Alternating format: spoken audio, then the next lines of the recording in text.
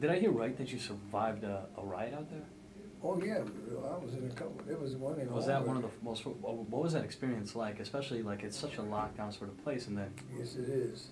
Well, my riot was in Auburn in 1970, 1971, I think it was, just before the Attica riot. Yeah. And that was a mess, believe me. I thought we was all going to die because, you know, you have people in there, they're against the establishment. They hate the government, you know how that is, the revolutionists and whatnot, and they felt that we were too passive, and, you know, but we had such a strong force, nobody could actually invade our territory.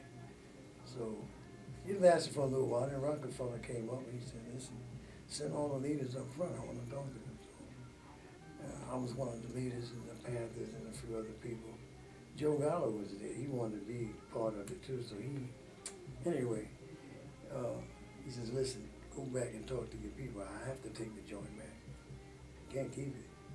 And they was beating them guards, something terrible.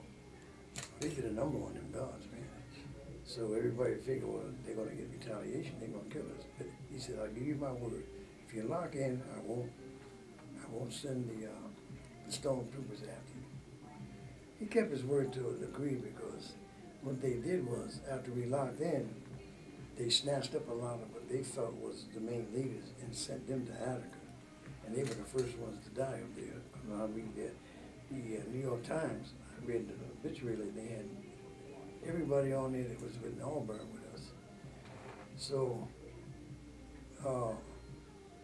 then naturally that thing, and I wasn't in the Attica riot. In Cleveland we had a big disturbance. We was all in the yard.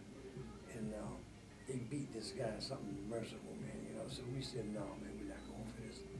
So we're not going in. We're not going to lock in. So we're in the yard and it starts getting dark. They start shooting at us, man, you know. And it lasted for about an hour, you know. And eventually they decided that maybe Albany or somebody told them to cease the firing, you know, and get us back in the building. We can't stay out there all night, you know. But that was the closest I came to death. I think I was more close to death then than I was in Auburn, because they have a different mentality up there, man. You know, they don't care. They really don't. And there's something I want to add. They built a new gym right in the entrance where you come in. That wasn't there. I don't know if you know, that wasn't there. And when they dug the ground up, you know, they found a lot of bodies there. Oh, they killed a lot of people up there. They had to transfer one of the wardens and one of the deputy wardens. I think his name was Follett. But I don't know if he was, it seems as though he was a racist. I'm not, because the people that he was, most of the brothers that were brothers was black. And they hushed that up, you know, but we found out about it because of the workers, you know.